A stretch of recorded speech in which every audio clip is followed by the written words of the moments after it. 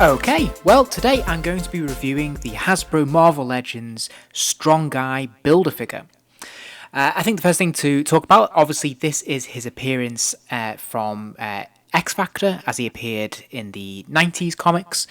Of course, over the years he's had lots of different looks, as most characters do, but again, this is sort of when the character was really making his mark, and is probably his most definitive look.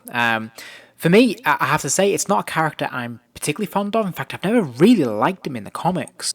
For me, whenever I used to see him cross over with the X-Men, I never really liked his design. Really, it felt a little bit. I don't know, it just felt unrealistic and strange. And I know that's kind of the point, but it just didn't appeal to me. Really, I thought it wasn't a design that I connected with, and therefore I wasn't really a big fan of the character.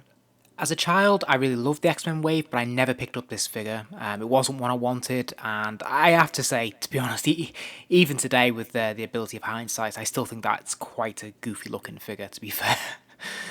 But to my knowledge, that is the only other figure of Strong Guy that's ever been produced. So you might be wondering, why did I choose to build this figure then and buy all the figures in the wave to build him if I wasn't that impressed with him? Well, I think for me, all the things that I didn't like about him when I was a kid and in the comic books, I really like about him in toy form. And as always with Build-A-Figures, you've got to ask yourself whether he's worth paying for all of the figures to build him up. This was a mixed bag for me as a wave. 3 or 4 of them I really wanted, the others I wasn't so fussed on. But I knew I wanted this guy. And the reason is, I really like his colour. I love his weird shape and size. I think, there's something immensely toyetic about this character. And I think he looks really good. I think they've done a great job with the sculpt.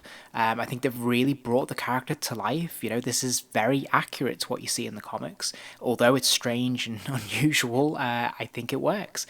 I wish there'd been a bit more paint apps applied to him overall, like on a zip there. That's really not great. But the head sculpt's really good. I think the goggles are great, and the wisp of the hair, and the expression on the face, all fantastic. So, there's definitely enough going on. A bit more of a paint wash overall in the body would have been appreciated, but you can't have everything.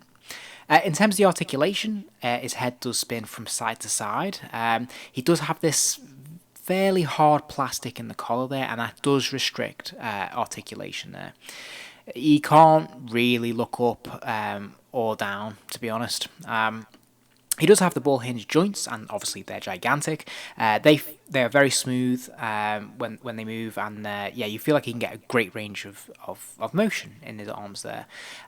He does have the single jointed elbow. I think that's absolutely fine for this figure. I'm quite happy with that 90 degrees. I don't really need much more given his shape and size. I think that's absolutely fine. He does have obviously the swivel wrists that go right the way around, and he does have the hinge there as well, so they can go back a fair distance and come forward a little bit. So yeah, not too bad. Can't really go inwards, but it's okay. He does have the ball jointed chest articulation, which is great. You can get a good range of motion in there. As you can see, he can look a good distance down, and he can go a very good distance back. So yeah, they've done a really good job of that. And of course, he can swivel from side to side as well with very little resistance. So fantastic articulation. He does have obviously the ball jointed hips there as well, so his legs can go up and to the side. He's got the double jointed knees, and of course he does have the ankle pivot as well. So again, exactly what you'd expect from Marvel Legends figure, and good articulation. I would say the feet on mine were a bit solid, a bit difficult to move up and down. That might just be mine, but there's a little bit of give there. You can see the foot wants to come away a little bit.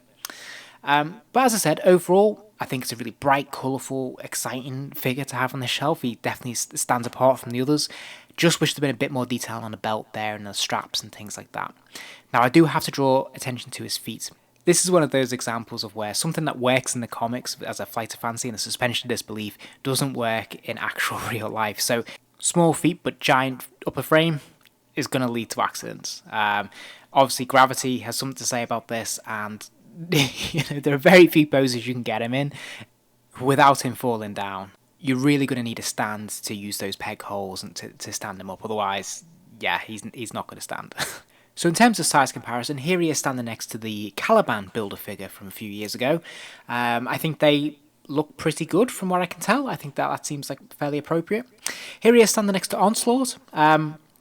Less convinced by this, but I don't think this is the strong guy at fault, really. I think really it was the Onslaught that needed to be a bit bigger. But of course, Onslaught does change his size, so yeah, I'm quite happy with this. Onslaught still is taller, which is great. And here he is, of course, standing next to his teammates. We've got Havoc and Polaris in their 90s outfits from X Factor. And you can see as we're starting to build this team, they look really good together. And I think this is where he obviously really stands out. When you put him next to other 6-inch figures, particularly X-Men, he really pops because doesn't he look just so different, you know? and cool, and he brings that extra scale and everything. So yeah, he's a very welcome addition to the group. So then, in terms of summary, I think this is a really colourful, fun character. I think he's a great addition to the collection just for sheer scale and slightly unusual qualities. He does stand out. He looks different to anything else that's on your shelf. So for that, I give him top marks. Overall, though, I still feel that, yeah, the balancing issue is a problem because you are just so limited in terms of the poses you can put him in. And likewise, I wish there'd been a bit more attention to detail when it comes to the paint apps there, you know, just putting something on the zip or on the belts and the straps and things, you know, just would have made a bit of a difference. So for me, I think this is really a 3-star figure. Obviously this can be a question then of, you know, is he worth buying the whole wave for? Again, it's got to come down to whether you want the other characters in that wave or you're a huge Strong Guy fan. For me, like I said, I wanted 4 of those figures anyway, particularly the Maverick, and obviously Black Tom Cassidy, and the X-Force characters. So, for me, you know, the wave was strong enough, I didn't mind picking up an additional 3 characters to build the BAF, which aren't bad, but I just wasn't that fussed in the Deadpools. So for me, yes, he was worth it, but if you're not fussed on the other characters, then you know, I can't say that the Build-A-Figure is worth the full price. So thank you for watching. I hope you enjoyed the video. If you did, please do give it a like, and remember to subscribe as I'll be posting a lot more videos soon.